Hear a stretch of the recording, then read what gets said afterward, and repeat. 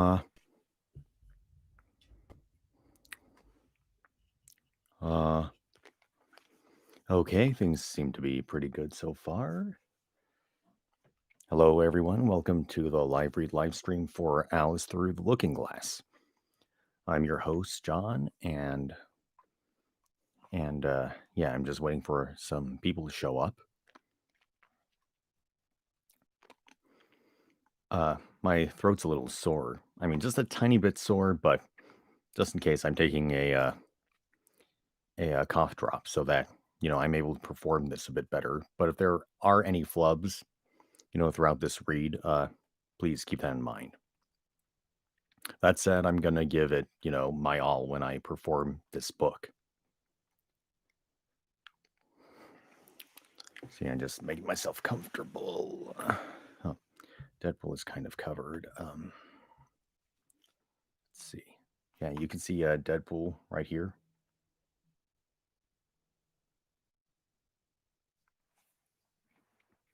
Got my plasma globe. You can't really tell, but it's on. It's just not that bright. In fact, for that matter, hang on. Yeah, it should. Actually, it probably should be a bit more like this. Yeah. My voice is a bit closer, and the light is actually shining on my face. I actually have a two light setup this time, rather than the one where it's just right behind the camera. Going right here and one right here, like near the corner of my desk.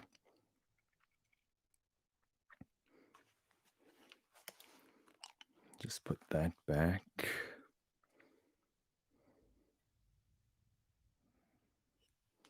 Okay. I think I'm at a good distance right now. Hang on, I'm gonna testing 1 2 3, testing 1 2 3, testing 1 2 3. Okay, yeah. Yeah, I think I'm pretty okay good. My sensitivity seems to be good. The gain, that is.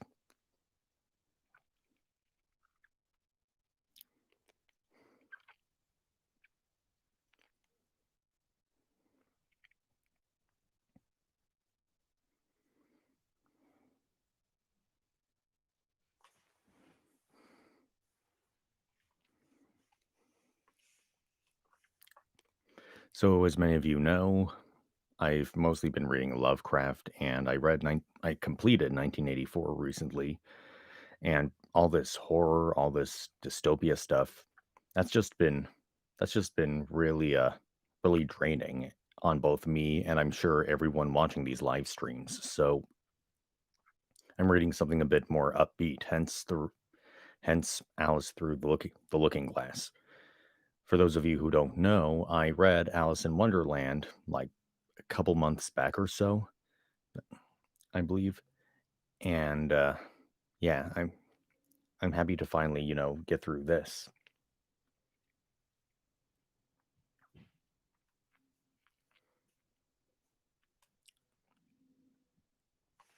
Hold on a sec.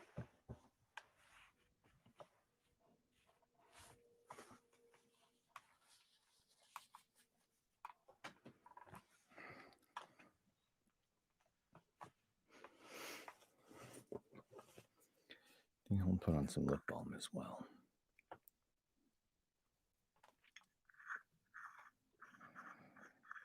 Come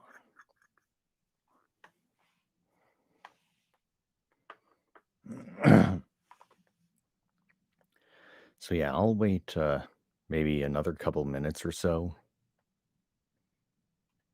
I mean, I announced this live stream ahead of time, let people know.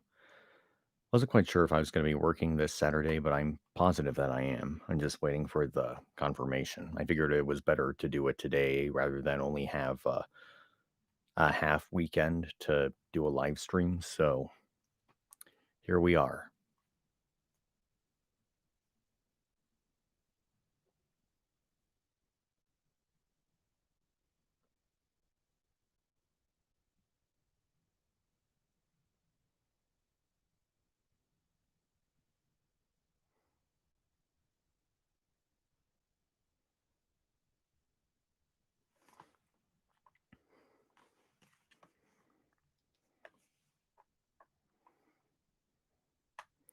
Yeah, my Kindle has full battery, so that's good.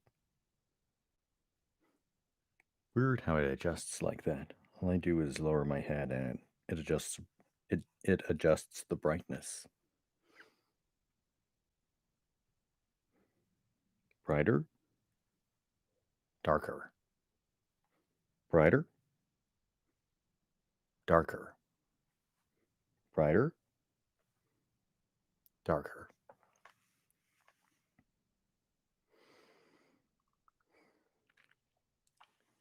I better take a drink of water.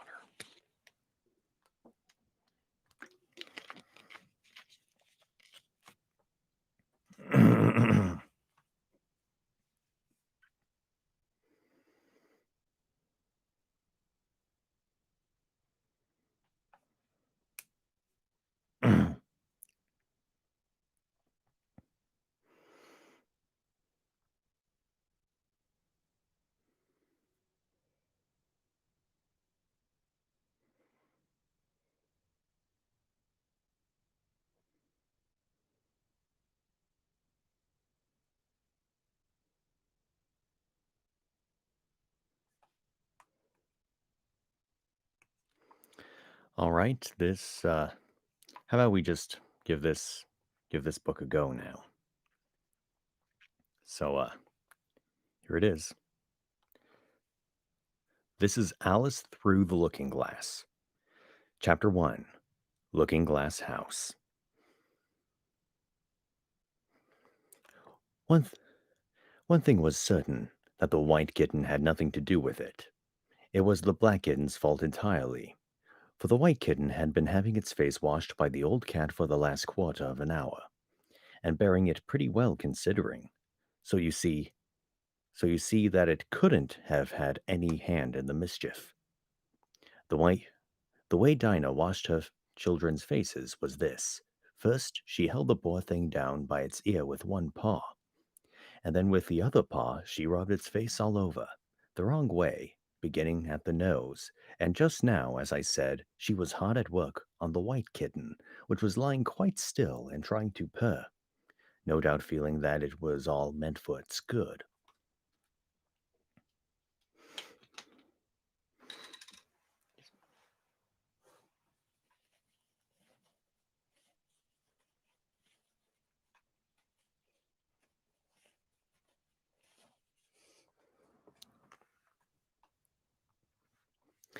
But the black kitten had been finished with earlier in the afternoon, and so, while Alice was sitting curled up in a corner of the great armchair, half talking to herself and half asleep, the kitten had been having a grand game of romps with the ball of worsted Alice had been trying to wind up, and had been rolling it up and down till it had all come undone again.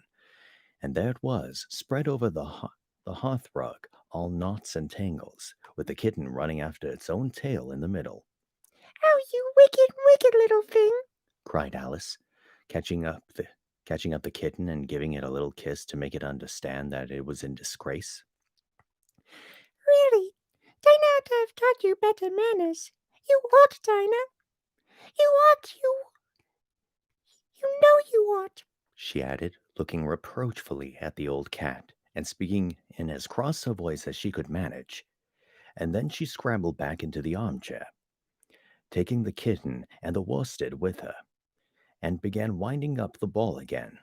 But she didn't get on very fast, and as she was talking all the time, sometimes to the kitten and sometimes to herself, Kitty sat very demurely on her knee, pretending to watch the progress of the winding, and now and then putting out one paw and gently touching the ball, as if it would be glad to help if it might. Do you know what tomorrow is, Kitty? Alice began. Excuse me. You'd have guessed if you'd been up in the window with me. Only Dinah was making you tidy, so I couldn't. I was watching the boys getting in sticks for the bonfire. And it wants plenty of sticks, Kitty. Only it got so cold it snowed so that they had to leave off. Never mind, Kitty. We'll go and see the bonfire tomorrow. Here Alice wound 2 or 3 turns of the worsted around the kitten's neck, just to see how it would look, This led to a scramble in which the ball rolled down upon the floor and yards of it got unwound again. Do you know I was so angry, Kitty? Alice went on as soon as they were comfortably settled again. When I saw all the mischief you had been doing, I was very nearly opening the window and putting you out into the snow, and you'd have deserved it, you mischievous little thing. What have you got to say for yourself? Now don't interrupt me. She went on, holding up one finger. I'm going to tell you all your faults. Number one, you squeaked twice while Dinah was washing your face this morning. Now you can't deny it, Kitty. I heard you. What's that you say? Pretending that the kitten was speaking. Her paw went into your eye? Well, that's your fault for keeping your eyes open. If you'd shut them tight up, it wouldn't have happened. Now don't make any more excuses, but listen. Number two, you pulled Snowdrop away by the tail, just as I had put down the saucer of milk before her.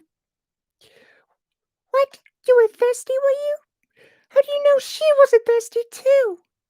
Now for number three. You unwound every bit of the worsted while I wasn't looking.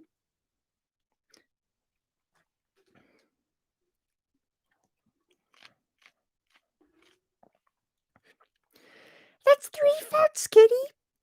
And you've not been punished for any of them yet. You know I'm saving up all your punishments for Wednesday week. Suppose they had saved up all my punishments. She went on, talking more to herself than the kitten. What What would they say at the end of the year? I should be sent to prison. I suppose when the day came, or let me see. Suppose each punishment was going to be without a dinner. Then when the miserable day came, I should have to go without 50 dinners at once. Well, I shouldn't mind that much. I'd far rather go without them than eat them.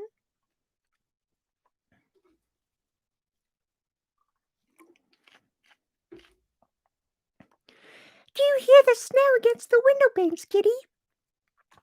How nice and soft it sounds. Just as if someone was kissing the window all over outside. I wonder if the snow loves the trees and the fields, that it kisses them so gently, and that it covers them up snug, with a white quilt, and perhaps it says, "Go to sleep, darlings, till the summer comes again."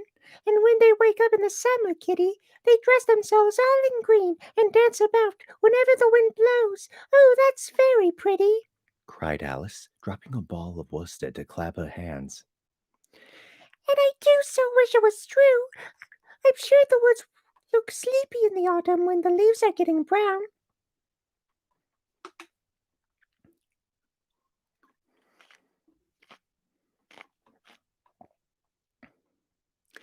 Kitty, can you play chess? Now don't smile, my dear. I'm asking it seriously. Because when you were playing just now, you watched just as if you understood it. And when I said check, you purred. Well, it was a nice check, Kitty, and really I might have won if it hadn't been for that nasty knight that came wriggling down among my pieces. Kitty dear, let's pretend. And here I wish to tell you that half the things Alice used to say, beginning with her favorite phrase, Let's pretend. she had quite a long argument with her sister only the day before, all because Alice had begun with, Let's pretend we're kings and queens. and her sister, who liked being very exact, had argued that they couldn't, because there were only two of them. And Alice had been reduced at last to say, Well, you can be one of them then, and I'll be all the rest. and once she had frightened her old nurse by shouting suddenly in her ear, Ness, let's pretend that I'm a hungry hyena and you're a bone. but this is taking away from Alice's speech to the kitten. Let's pretend that you're the Red Queen, Kitty. Do you know, I think if you sat up and folded your arms, you'd look exactly like her. Now do try, there's a dear. And Alice got the Red Queen off the table and set it up before the kitten as a model for it to imitate. However, the thing didn't succeed principally, Alice said, because the kitten wouldn't fold its arms properly. So to punish it, she held it up to the looking glass that it might see how sulky it was. If you're not good directly, she added. I'll put you through the looking glass house. How would you like that? Now, if only you'll attend, Kitty, and not talk so much. I'll tell you all my ideas about Looking Glass House. First, there's the room you can see through the glass. That's just the same as our drawing room, only the things go the other way. I can see all of it when I get up on a chair. All but the bit just behind the fireplace. Oh, I do wish I could see that bit. I want so much to know whether they've a fire in the winter. You never can tell, unless our fire smokes, and then smoke comes up in the room too. But that may be only pretense, just to make it look as though they had a fire. Well then, the books are something like our books, only the words go the wrong way. I know that because I've held up one of our books to the glass, and then they hold up one in the other room. How would you like to live in a looking glass house, Kitty? I wonder if they give you milk in there. Perhaps looking glass milk isn't as good to drink. But oh, Kitty, now we come to the passage. You could you could just see a little peep of the passage in the looking glass house. If you leave the door of our drawing room wide open, it's very much like our own passage as far as you can see, only, it may be quite different on beyond. Oh, Kitty, how nice it would be if we could just get through into Looking Glass House. I'm sure it's got, such beautiful things in it. Let's pretend there's a way of getting through into it somehow, Kitty. Let's pretend the glass has got all soft like gauze, so that we can get through. Why, it's turning into sort of mist now, I declare. It'll be easy enough to get through. She was up on the chimney piece while she said this, though she hardly knew how she got there, and suddenly the glass was beginning to melt away, just like a bright silvery mist. In another moment, Alice was through the glass and had jumped lightly down the looking glass room. The very first thing she did was to look whether there was a fire in the fireplace, and she was quite pleased to find that there was a real one, blazing away as brightly as the one she had left behind. So I shall be as warm here as I was in the old room. Thought Alice. Warmer, in fact, because there'll be no one here to scold me away from the fire. Oh, what fun it'll be when they see me through the glass in here, and can't get at me. Then she began looking about and noticed that what could be seen from the old room was quite common and uninteresting, but that all the rest was as different as possible. For instance, the pictures on the wall next to the fire seemed to be all alive, and the very clock on the chimney piece, you can only see the back of it in the looking glass, had got the face of a little old man and grinned at her.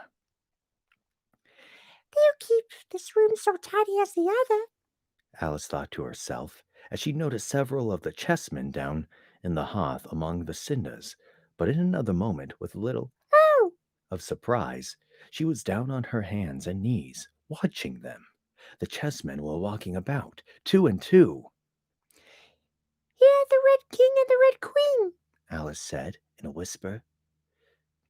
Oh, well, then in that case, Here they are. Here are the Red King and the Red Queen. Alice said in a whisper for fear of frightening them. And there are the White King and the White Queen standing on the edge of the shovel. And here are two castles walking arm in arm. I don't think they can hear me. She went on as she put her head closer down. And I'm nearly sure they can't see me. I feel somehow as if I were invisible. Here, something began squeaking on the table behind Alice and made her turn her head just in time to see one of the white paws roll over and begin kicking. She watched it with great curiosity to see what would happen next.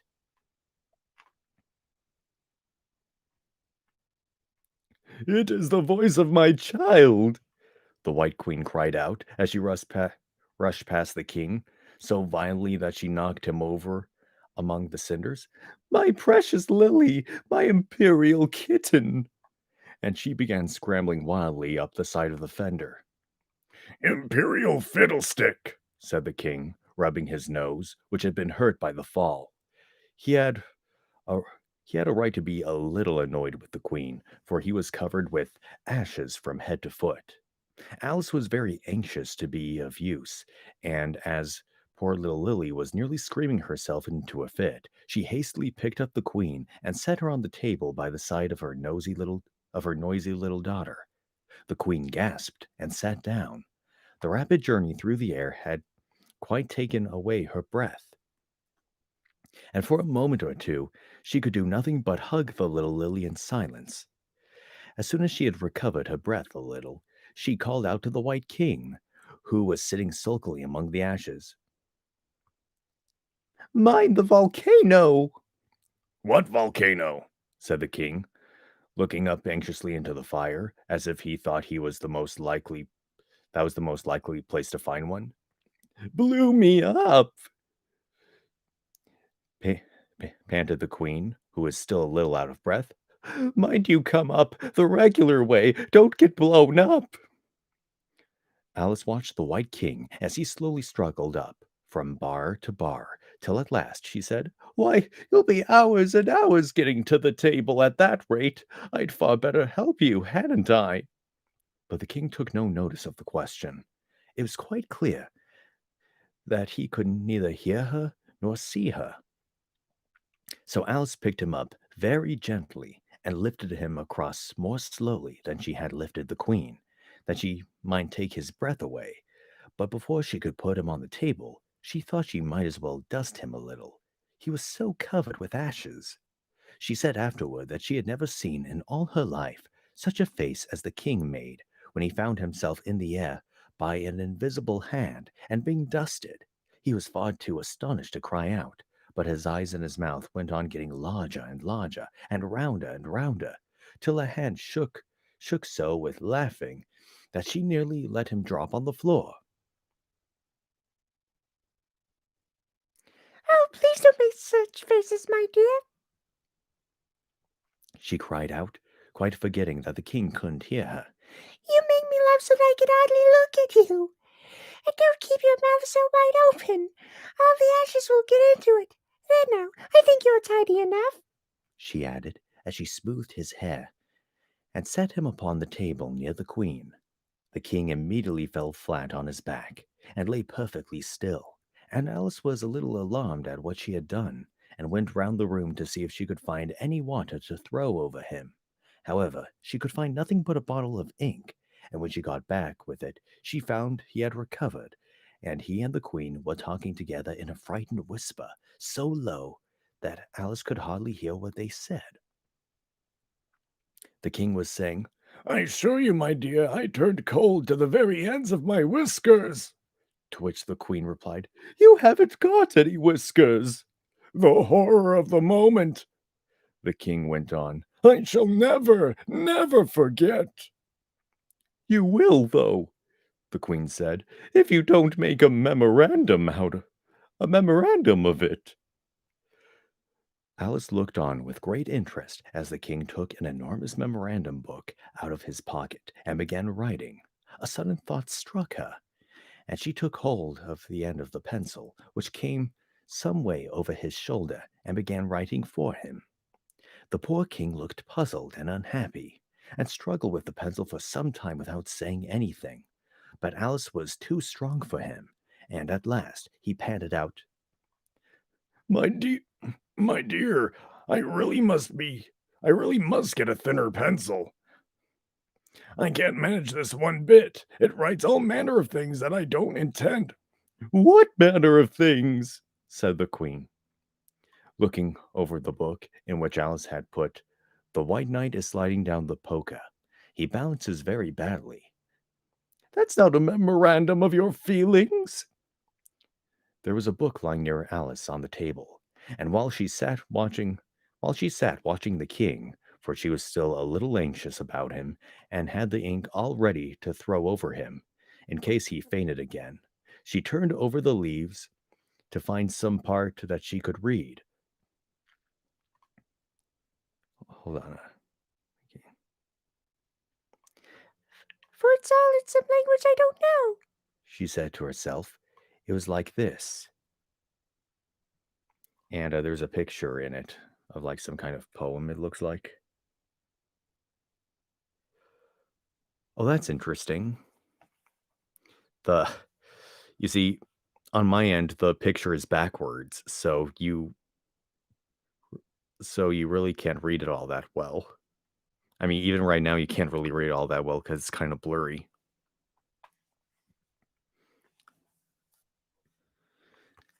I can't remember. Wasn't there a way to flip this thing? I thought there was. Oh well.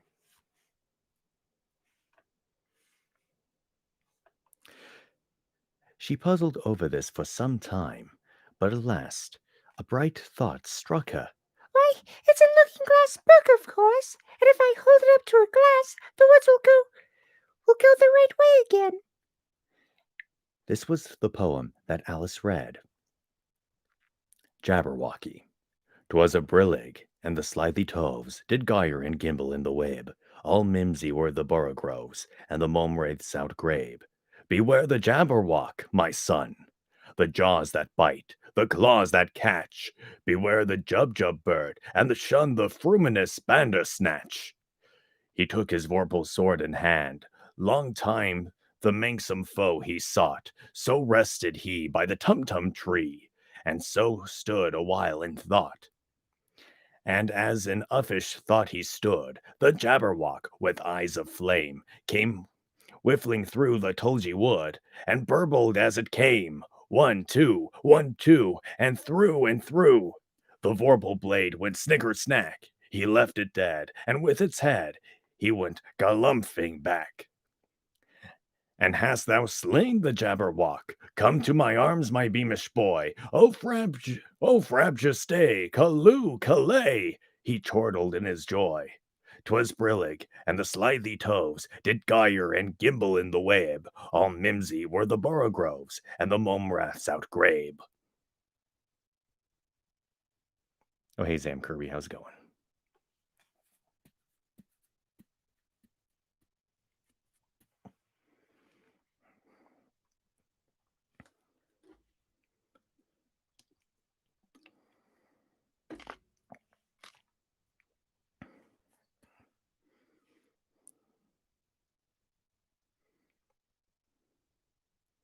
It seems very pretty, She said when she had finished it.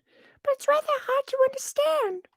You see, she didn't like to confess, even to herself, that she couldn't make it out at all. Somehow it seems to fill my head with ideas. Only I don't know exactly what they are. However, somebody killed something. That's clear at any rate.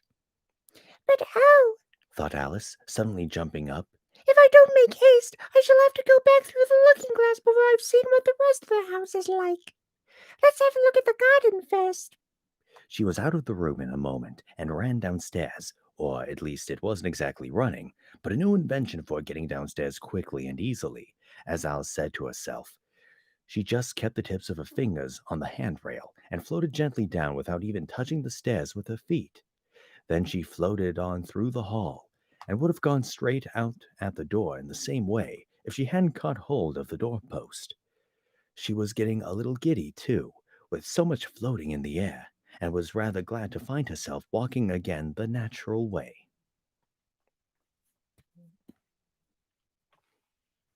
And that was chapter 1 of Alice Through the Looking Glass. But yeah, it's going well, Sam Kirby. It's going well. Alice is 1,000 times more talkative in this story. And as much as I enjoy doing her voice, it definitely gets a workout out of my vocal cords. I'm actually pretty familiar with that Jabberwocky phrase or poem, I mean. Basically the whole poem is nonsense, which is nothing new considering that, this is Lewis Carroll, Alice, things like that. The whole universe is surrounded in nonsense.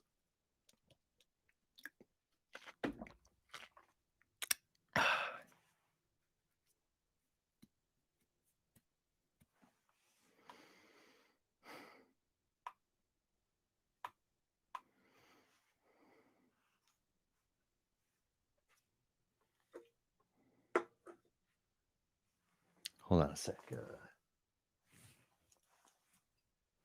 Where did I put those? Oh, here they are.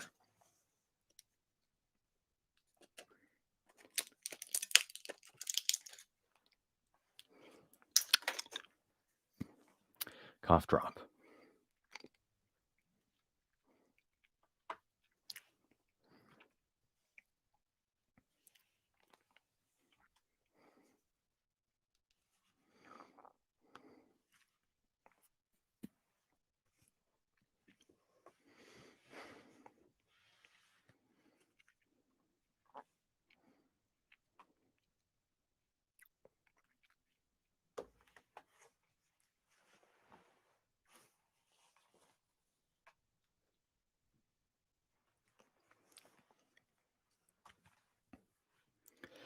Anyway, how about we move on to chapter 2 now?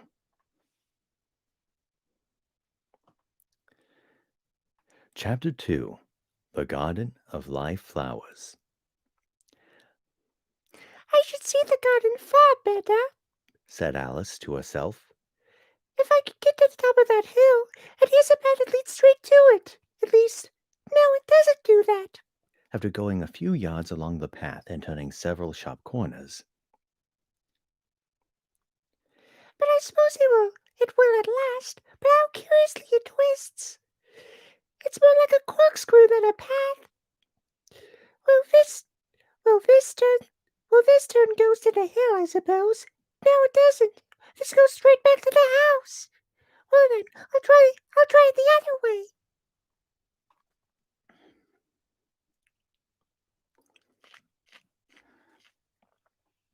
And so she did, wandering up and down, and trying turn after turn, but always coming back to the house, do what she would. Indeed, once, when she turned a corner rather more quickly than usual, she ran against it before she could stop herself. There's no use talking about it, she said, looking up at the house and pretending it was arguing with her. I'm not going to go in yet. I know I should have gone. I should have to get through the looking glass again, back into the old room, and there's to be an end of all my adventures. So resolutely, turning her back upon the house, she set once more down the path, determined to keep straight on till she got to the hill. For a few minutes all went on well, and she was just saying, I really shall do it this time. when the path gave a sudden twist and shook itself, as she described it afterward. At the next moment, she found herself actually walking in at the door. Oh, it's too bad, she cried. I never saw such a house for getting in the way, never. However, there was the hill in full sight, so there was nothing to be done but start again. This time she came upon a large flower bed with a border of daisies and a willow tree growing in the middle. Oh, tiger lily, said Alice, addressing herself to one that was waving gracefully about it in the wind. I wish you could talk. We can talk, said the tiger lily, when there is anybody worth talking to. Alice was so astonished that she couldn't speak for a minute. It quite seemed to take her breath away. At length, as the tiger lily only went on waving about, she spoke again in a timid voice, almost in a whisper. And can all the flowers talk?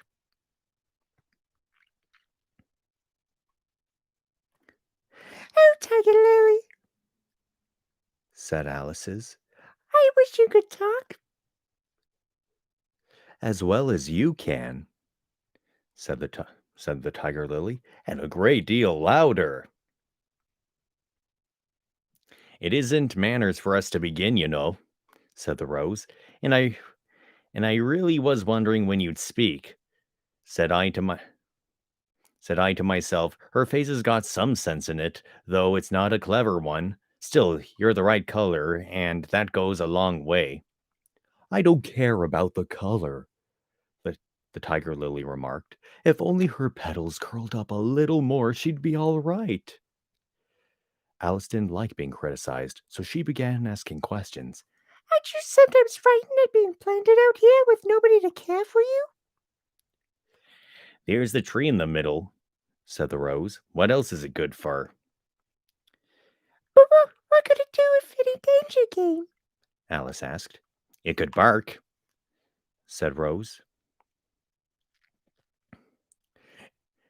Oh, okay.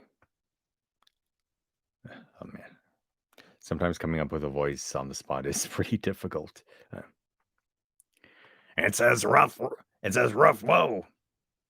Rough woof, cried a daisy. That's why its branches are called boughs. Didn't you know that? Cried another daisy. And here they all began shouting together, till the air seemed quite full of little shrill voices. Silence, every one of you! Cried the tiger lily, waving itself passionately from side to side and trembling with excitement. They know I can't get at them, it panted, bending its quivering head toward Alice, or they wouldn't dare do it. Never mind, said Alice in a soothing tone, and stooping down to the daisies, who were just beginning again, she whispered, if you don't hold your tongues, I'll pick you. There was a silence in a moment, and several of the pink daisies turned white. That's right, said the tiger lily. The daisies are the worst of all. When one speaks, they all begin together, and it's enough to make one wither to hear the way they go on. How is it you can all talk so nicely? Alice said, hoping to get into the better temper by a compliment. I've been in many gardens before, but none of the flowers could talk. Put your hand down and feel the ground, said the tiger lily. Then you'll know why. Alice did so.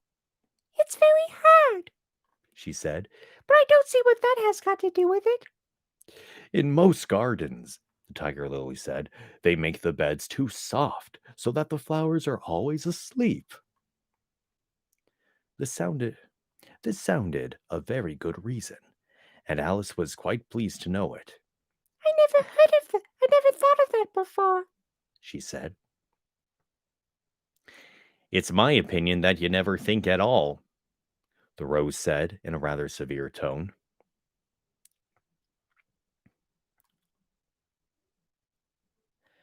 I never saw anybody that looked stupider, a violet said, so suddenly that Alice quite jumped, for it hadn't spoken before. Hold your tongue, cried Tiger Lily, as if you ever saw anybody. You keep your head under the leaves and snore away there till you know no more what's going on in the world than if you were a bud.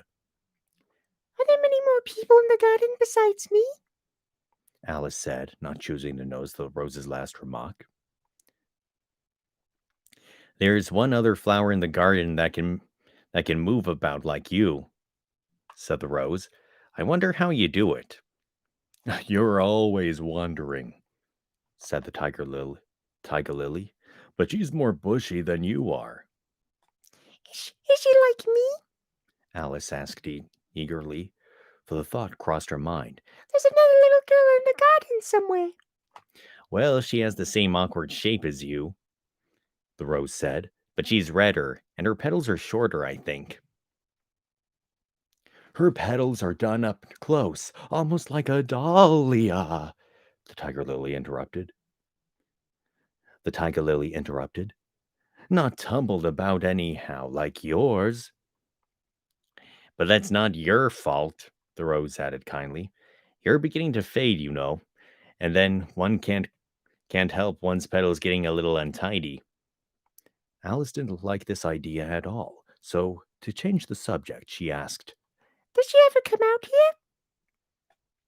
I dare say you'll see her soon, said the rose. She's one of the thorny kind. Where does she wear the thorns? Alice asked with some curiosity. Why, all around her head, of course, the rose replied. I was wondering you had got some too. I thought it was the regular rule.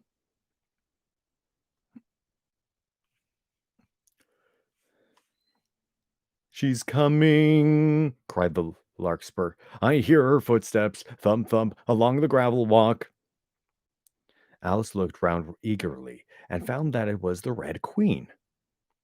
She's grown a good deal, Was her first remark. She had indeed. When Alice first found her in the ashes, she had only been 3 inches high, and here she was, half a head taller than Alice herself. It's the fresh air that does it, said the Rose. Wonderfully fine air it is out here, I think I'll go meet her. said Alice. For though the flowers were interesting enough, she felt that it would be far grander to have a talk with a real queen. You can't possibly do that, said the Rose. I should advise you to walk the other way. This sounded nonsense to Alice, so she said nothing, but set off at once toward the Red Queen. To her surprise, she lost sight of her in a moment and found herself walking in at the front door again. A little provoked, she drew back, and after looking everywhere for the Queen, whom she spied out at last a long way off, she thought she would try the plan, this time of walking in the opposite direction. It succeeded beautifully.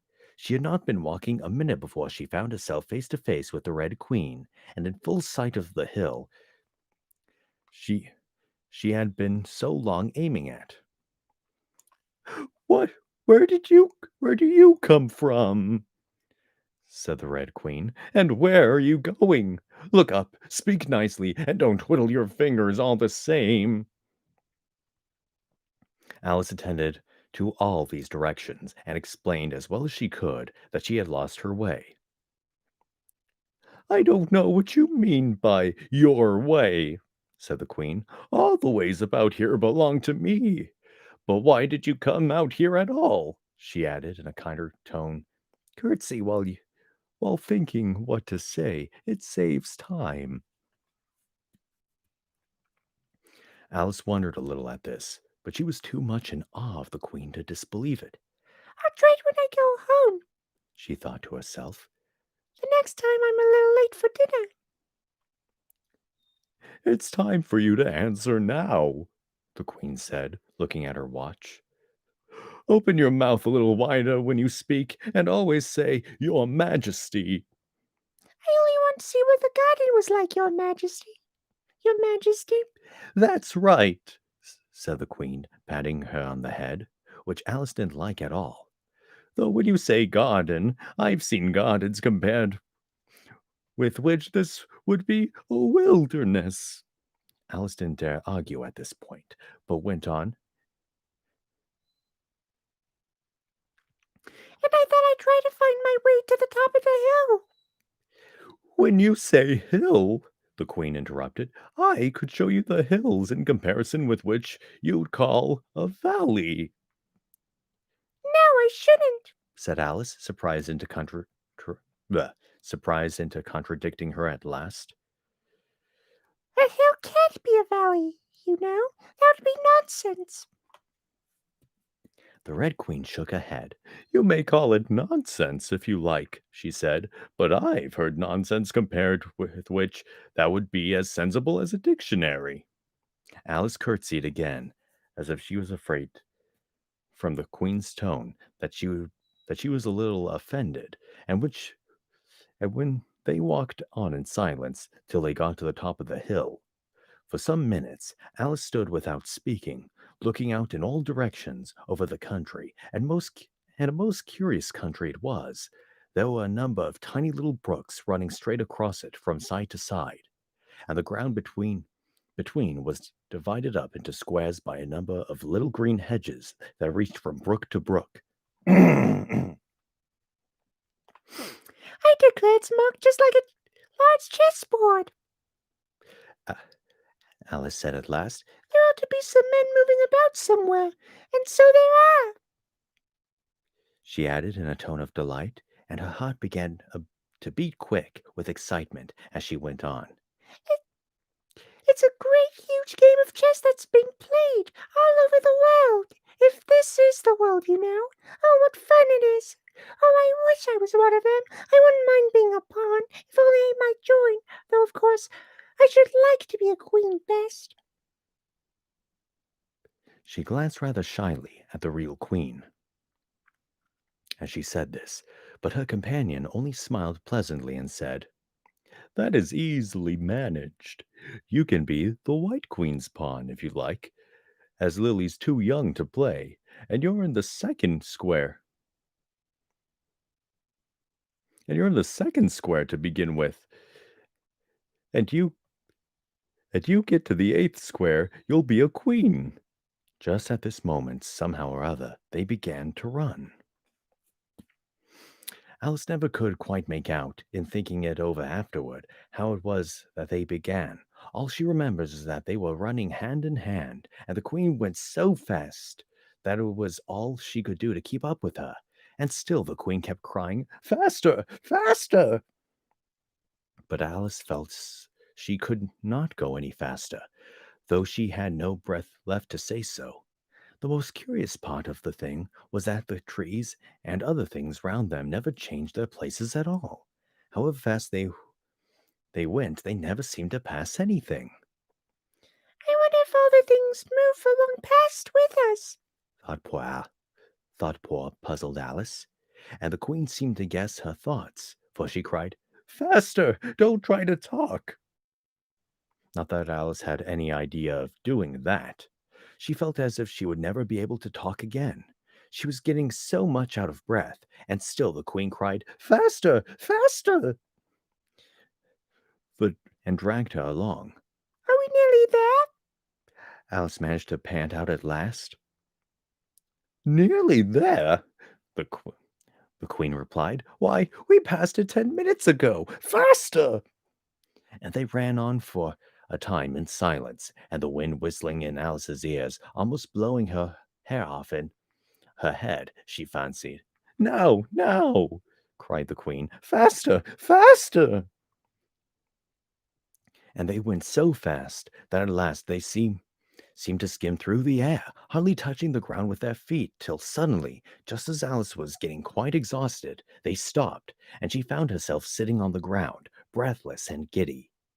The queen propped her up against a tree and said kindly, "You may rest. You may rest a little now." Alice looked round her in great surprise. Why, I do believe we've just been under this tree this whole time. Everything's just as it was. "Of course it is," said the queen. What would you have it?" Well, in our country, said Alice, still panting a little. you'd generally get to somewhere else if you ran very fast for a long time, as we've been doing. "A slow sort of country," said the queen. "Now here, you see, it takes all the running you can do to keep in the same place. If you want to get somewhere else, you must run at least twice as fast as that," I'd rather not try, please. said Alice. I'm quite content to stay here, only I am so hot and thirsty. "Oh, I know what you'd like," the queen said good-naturedly, taking a little box out of her pocket. "Have a biscuit?" Alice thought it would not be civil to say no, though it wasn't at all what she wanted. So she took it and ate it as well as she could, and it was very dry. She thought she had never been so nearly choked in all her life. "While you're refreshing yourself," said the queen, I'll just take the measurements." And she took a ribbon out of her pocket, marked in inches, and began measuring the ground, and sticking little pegs in here and there. "At the end of 2 yards," she said, putting in a peg to mark the distance, "I shall give you your directions. Have another biscuit?" No, thank you. said Alice. One's quite enough. "First quench, I hope?" said the queen. Alice did not know what to say to this, but luckily the queen did not wait for an answer, but went on. "At the end of 3 yards I shall repeat them, for fear of your forgetting them. At the end of 4 I shall say good-bye. At the end of 5 I shall go." She had got all the pegs put in by this time, and Alice looked on with great interest as she returned to the tree, and then began slowly walking down the row.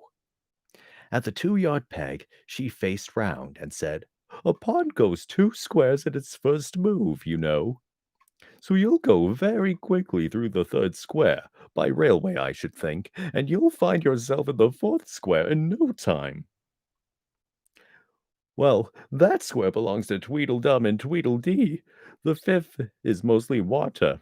The sixth belongs to Humpty Dumpty. But you make no remark." I didn't know I had to make one just then. Alice faltered out. You sh- Oh, sorry. You should have. You should have said, the Queen went on in a tone of grave reproof. "It's extremely kind of you to tell me all this. However, I suppose it said the seventh square's all forest. However, one of the knights will show you the way, and in the eighth square we shall be queens together, and it's all feasting and fun." Alice got up and curtsied and sat down again. At the next peg, the Queen turned again, and this time she said, "Speak in French when you can't think of the English for a thing. Turn your toes when you walk, and remember who you are." She did not wait for Alice to curtsy this time, but walked on quickly for the next peg, where she turned for a moment to say good-bye, and then hurried on to the last. What happened, how it happened, Alice never knew, but exactly as she came to the last peg, she was gone. Whether she vanished into the air, or whether she ran quickly into the wood, and she can't run very fast. thought Alice, there is no way of guessing, but she was gone, and Alice began to remember that she was a pawn, and that it would soon be time for her move to come.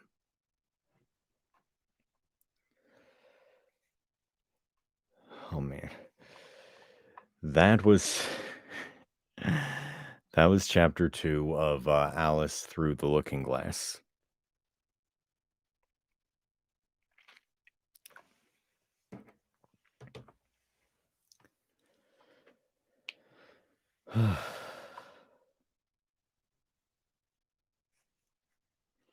So yeah, it's more of the same like Alice in Wonderland, fun that you got from well, Alice in Wonderland. Yeah. Thank you, Sam Kirby. That's very kind of you. I'll be right back. I won't be long.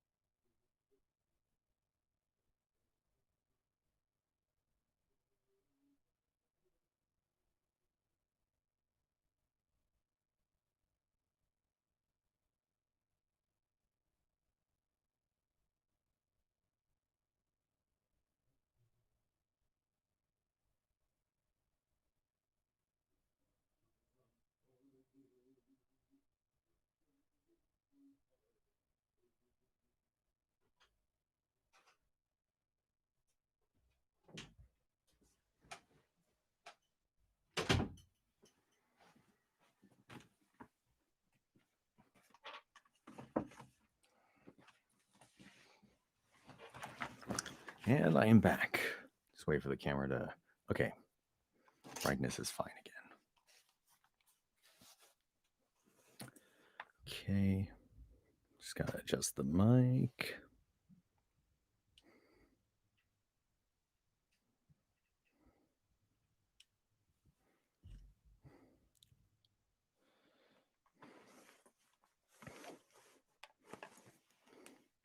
Did I mute this thing? I don't know that I did. I didn't. And oddly enough, it never made any noise the whole time.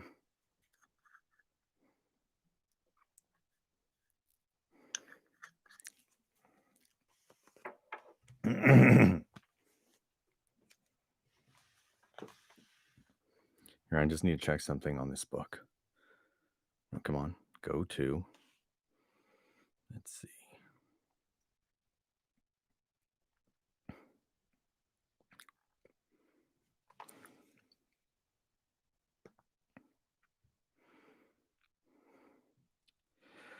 Okay, my Kindle is not making any sense right now. Hang on. What do I mean by that, you ask?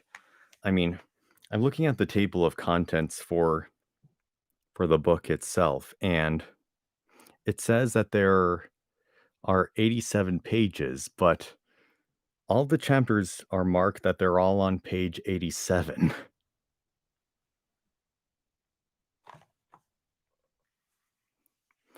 It's like, how the heck am I supposed to know how many pages are left? I very much doubt that they actually are. Oh, even better. Yeah, really. I mean, this is a combined book of both Alice in Wonderland and Through the Looking Glass. And when I look at the table of contents for Alice in Wonderland, you can see that they're all differently numbered, each of the chapters. So I don't know why Through the Looking Glass is acting like this. I mean, is it intentional?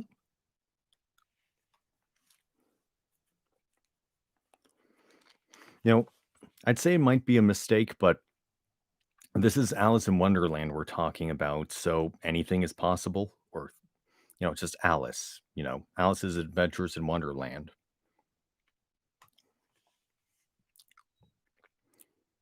So you just never know.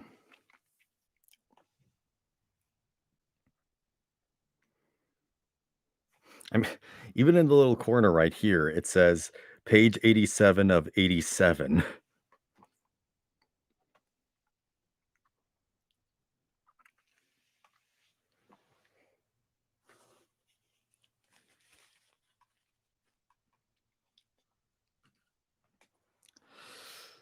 Okay, but with all that said, let's just hang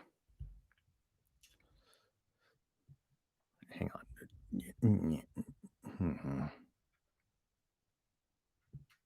Like when I bring it forward, it keeps wanting to go away.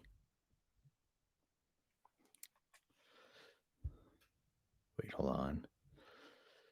Just want to make sure that the microphone's at a good distance so that it's not, it's close to my face, but it's not obscuring my face on the camera. And I'm trying to make sure that, Deadpool over here is not being blocked. And yeah, that should be pretty good right there. Maybe if I just turn it a little bit. Oh yeah, wait, maybe if I just yeah, something like that. Maybe a little. Okay. So with all that said, let's move on to chapter 3. All right. Chapter 3, Looking Glass Insects. Of course, the first thing to do was to make a grand survey of the country she was going to travel through. It's something very like learning geography. Oh, wait, It's something very like learning geography, thought Alice as she stood on tiptoe in hopes of being able to see a little farther. Principal rivers. There are none. Principal mountains. I'm the only one, but I don't think it's got a name. Principal towns. Why, what are those creatures making honey down there? They can't be bees. Nobody ever saw bees a mile off, And for some time she stood silent, watching one of them that was still bustling about among the flowers, poking its proboscis into them, Just as if it was a regular bee. thought Alice. However, this was anything but a regular bee. In fact, it was an elephant. As soon as Alice soon found out, though, the idea quite took her breath away at first, And what enormous flowers they must be. was her next idea. Something like cottages with the roofs taken off and stocks put into them. And what quantities of honey they must make. I think I'll go down and... No, I won't go just yet. She went on, checking herself just as she was beginning to run down the hill, trying to find some excuse for turning shy so suddenly. It'll never do to go down among them without a good long branch to brush them away. And what fun it'll be when they ask me how I liked my walk. I shall say, oh, I liked it well enough. Here came the favorite little toss of the head. Only it was so dusty and hot, and the elephants did tease so. I think I'll go down the other way, She said after a pause. and perhaps I may visit the elephants later on. Besides, I do so want to see it at that square. So with this excuse, she ran down the hill and jumped over the first of the 6 little brooks.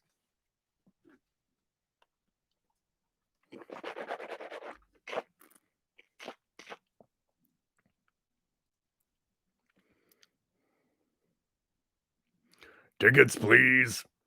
said the guard, putting his head in at the window. In a moment, everybody was holding out a ticket. They were about the same size as the people, and quite seemed to fill the carriage. Now then, show your ticket, child. The guard went on, looking angrily at Alice.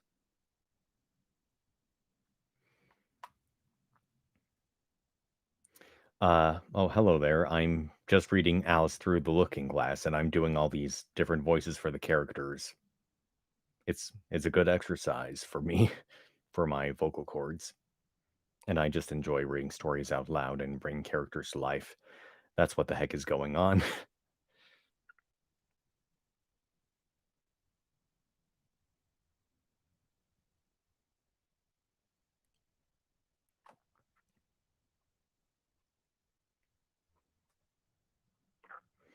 But yeah, have you attended one of these streams before? I'm not sure if I recognize you.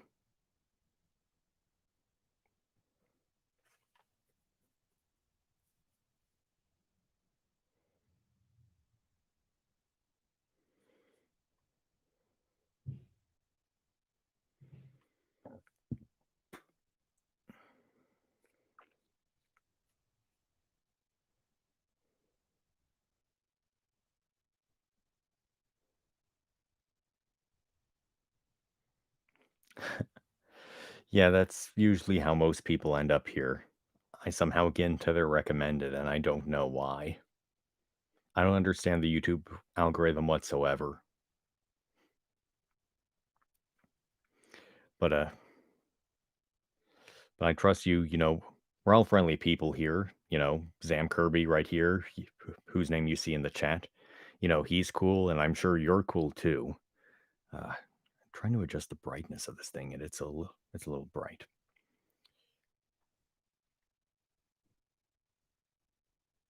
Oh, no, no.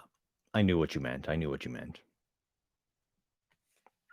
I got the overall gist.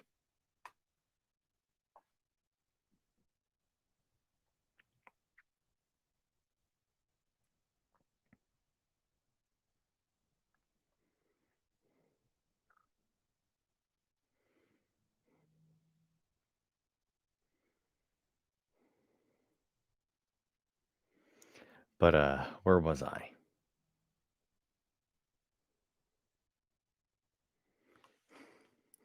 Now then, show your ticket, child. The guard went on, looking angrily at Alice. And a great many voices all said together, Like the chorus of a song. thought Alice. Don't keep him waiting, child. Why, his time is worth £1,000 a minute, I'm afraid I haven't got one.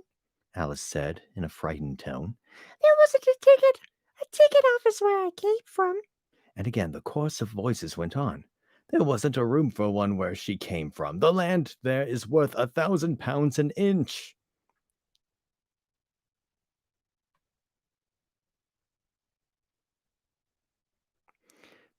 Don't make excuses, said the god. You should have bought. You should have bought. Oh, wait. Sorry, I misread that one. Don't make excuses, Said the god. You should have bought one from the engine driver. And once more the chorus of voices went on with, the man that drives the engine. Why, the smoke alone is worth 1,000 pounds a puff. Alice thought to herself. That there's no use in speaking. The voices didn't join in this time, as she hadn't spoken. But to her great surprise, they all thought in chorus. I hope you understand what thinking in chorus means, for I must confess that I don't. Better say nothing at all. Language. Oh, wait. So wait, who is this?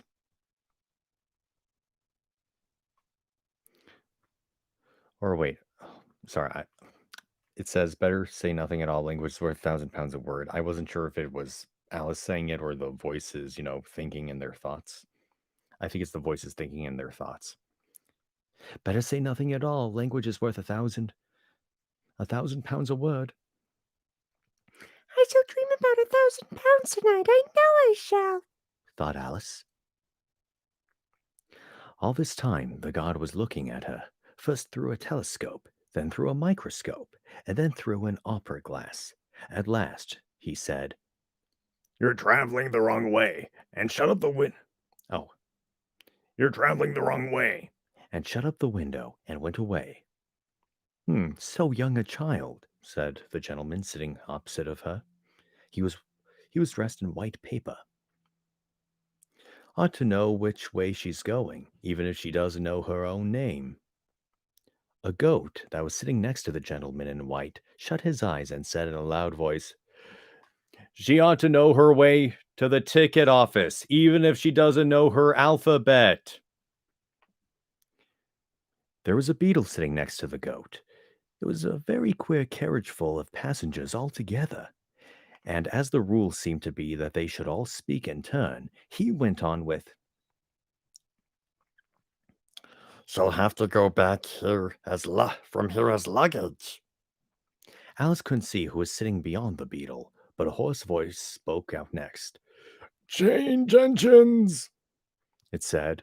There it choked and was obliged to leave off. It sounds like a horse, Alice thought to herself, and an extremely small voice close to her ear said, You might make a joke on that, something about horse and horse, you know. Then a very gentle voice in the distance said, She must be labeled lass with care, you know. And after that, other voices went on. What a number of people there are in the carriage, thought Alice, saying, She must go by post, as she's got a head on her. She must be sent as a message by the telegraph. She must draw the train herself the rest of the way, and so on. But the gentleman dressed in white paper leaned forward and whispered in her ear, Never mind what they all say, my dear, but take a return ticket every time the train stops. Indeed I shan't, Alice said rather impatiently. I don't belong to this railway journey at all. I was in a wood just now, and I wish I could get back there. You might make a joke on that. Said the little voice close to her ear. Something about you would if you could, you know. Don't tease so, said Alice, looking about in vain to see where the voice came from. If you're so anxious to have a joke, why don't you make one yourself? The little voice sighed deeply. It was very unhappy, evidently, and Alice would have said something pitying to comfort it. You would only sigh like other people, she thought, but this was such a wonderfully small sigh that she wouldn't have heard it at all if it hadn't come quite close to her ear. The consequence of this was that it tickled her ear very much, and quite took off her thoughts from the unhappiness of the poor little creature. I know you are a friend, the little voice went on, a dear friend and an old friend, and you won't hurt me, though I am an insect. What kind of insect? Alice inquired a little anxiously. What she really wanted to know was whether it could sting or not, but she thought this wouldn't be quite a civil question to ask. What? Then you don't? The little voice began, when it was drowned by a shrill scream from the engine, and everybody jumped in alarm, Alice among the rest. The horse, who had put his head out of the window, quietly drew it in and said, It's only a brook we have to jump over. everybody seemed satisfied with this, though Alice felt a little nervous at the idea of trains jumping at all. However, you'll take us into the fourth square. That's some comfort. She said to herself.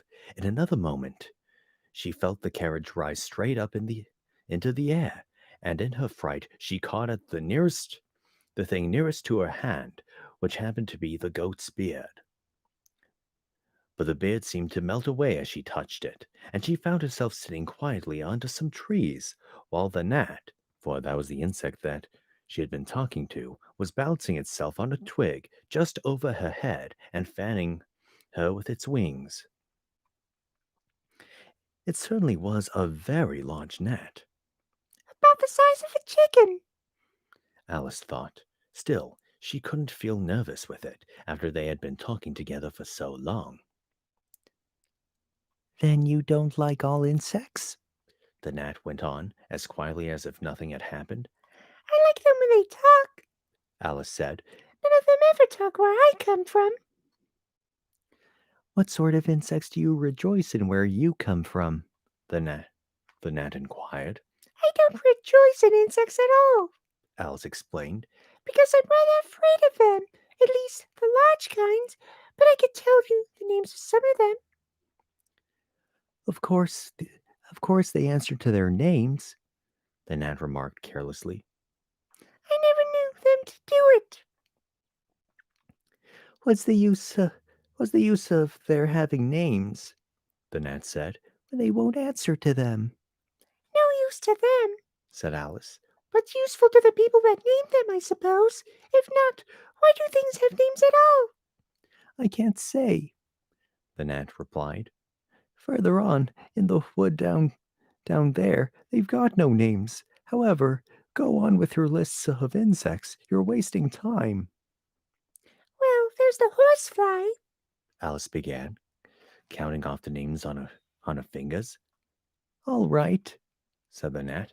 Halfway up that bush, you'll see a rocking horsefly. If you look, it's made entirely of wood and gets about by swinging itself from branch to branch. What does it live on? Alice asked with great curiosity. Sap and sawdust, said the gnat. Go on with the list. Alice looked at the rocking horsefly with great interest and made up her mind that it must have been just repainted. It looked so bright and sticky. And then she went on. And there's the dragonfly. Look on the branch above your head, said the gnat, and there you'll find a snapdragon fly. Its body is made of plum pudding, its wings of holly leaves, and its head is a raisin burning in brandy. And what does it live on? Alice asked as before. Don't know what this word is, just bear with me.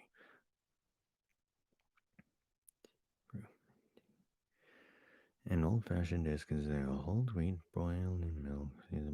Okay.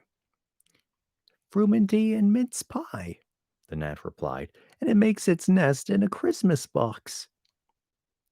And then there's the butterfly. Alice went on, after she had taken a good look at the insect with its head on fire, and had thought to herself, I wonder if that's the reason insects are so fond of flying into candles, because they want to turn into snapdragon flies. crawling at your feet, said the gnat. Alice drew her feet back in some alarm. You may observe a bread and butterfly. Its wings are thin slices of bread and butter. Its body is a crust, and its head is a lump of sugar. And what does it live on? Weak tea and cream in it. Weak tea with cream in it. A new difficulty came into Alice's head. Supposing it couldn't find any. She suggested. Then it would die, of course, But it must happen very often. Alice remarked thoughtfully. It always happens, said the gnat. After this, Alice was silent for a minute or two, pondering. The gnat amused itself meanwhile by humming round and round her head. At last, it settled again and remarked, I suppose you don't want to lose your name, No, indeed. Alice said, a little anxiously. And yet, I don't know, the gnat went on, in a careless tone. Only think how convenient it would be if you could manage to go home without it. For instance, if the governess wanted to call you to your lessons, she would call out, Come here, and then you would have to leave off because there wouldn't be any name for her to call. And of course, you wouldn't have to go, you know, That would never do, I'm sure. said Alice. The governess would never think of excusing me. Lessons for that. If she couldn't remember my name, she'd call me Miss, as the servants do. Well, if she said miss and didn't say anything more, the gnat remarked, of course you'd miss your lessons. That's a joke. I wish you had made it. Why do you wish I had made it? Alice asked, It's a very bad one. but the gnat only sighed deeply, while two large tears came rolling down its cheeks. You should make jokes. Alice said. If it makes you so unhappy. Then came another of those melancholy little sighs, and this time the poor gnat really seemed to have sighed itself away, for when Alice looked up, there was nothing whatever to be seen on the twig, and as she was getting quite chilly with sitting still so long, she got up and walked on.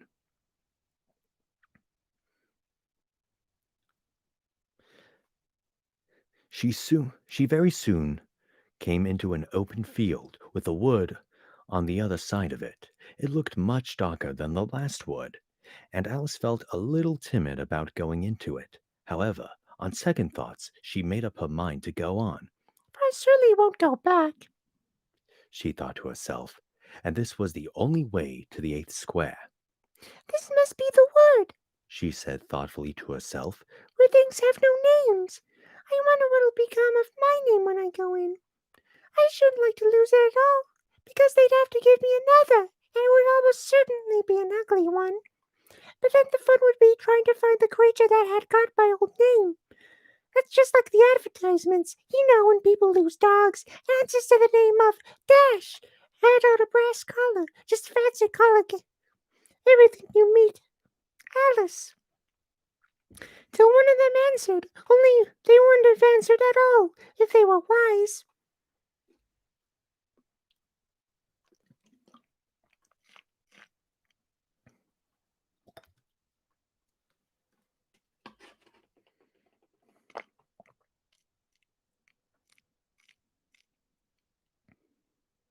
She was rambling on in this way when she reached the wood. It looked very cool and shady. Well, at any rate, it's a great comfort, she said as she stepped under the trees.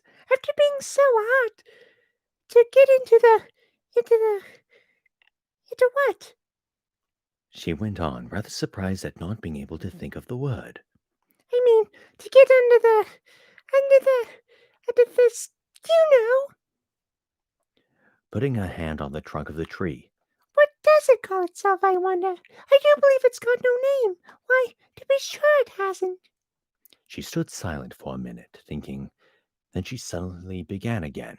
That it really has happened after all. And now, who am I? I will remember if I can. I'm determined to do it. But being determined didn't help her much, and all she could say, after a great deal of puzzling, was, Oh, I know it begins with an L.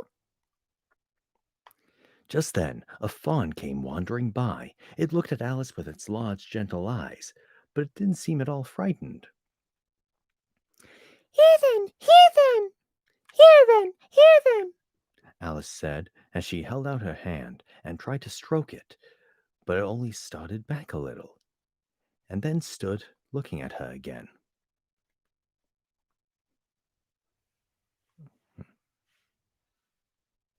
What do you call yourself? The, the fawn said at last. Such a soft, sweet voice it had, I wish I knew. thought poor Alice. She answered rather sadly. Nothing just now. Think again, it said. That won't do. Alice thought, but nothing came of it.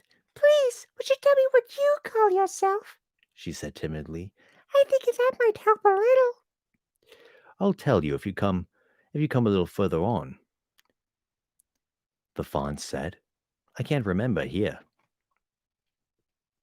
So they walked on together through the wood, Alice with her arms clasped lovingly around the soft neck of the fawn, till it came out into another open field, and here the fawn gave a sudden bound into the air and shook itself free from Alice's arms.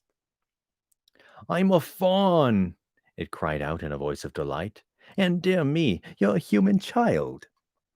A sudden look of alarm came into its beautiful brown eyes, and in another moment it had darted away at full speed.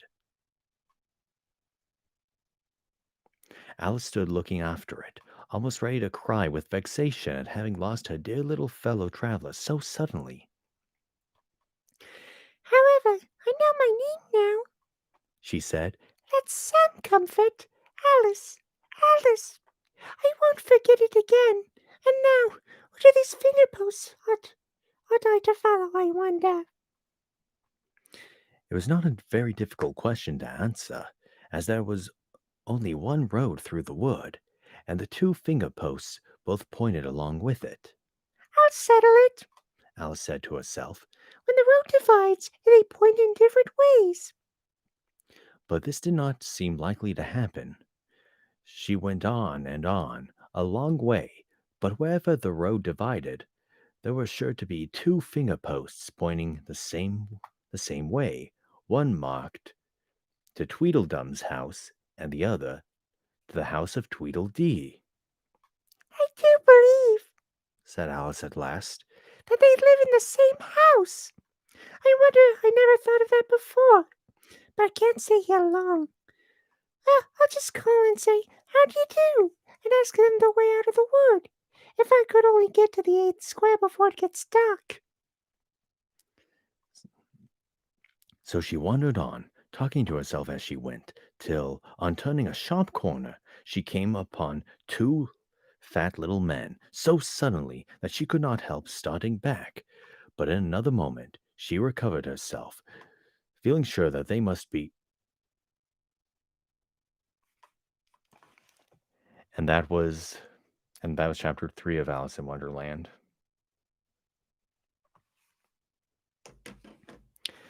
Okay, so my voice is getting a little tired, so I think I'm gonna call this stream because I don't want my voice to bite off more than it can chew. But yeah, I hope you enjoyed that.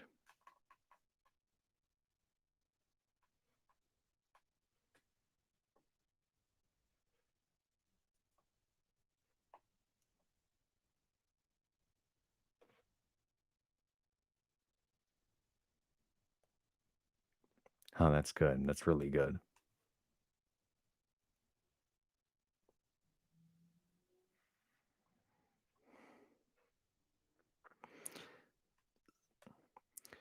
I'm very glad that you enjoyed it, and anyone who's watching this stream, after the fact, I thank you for watching this.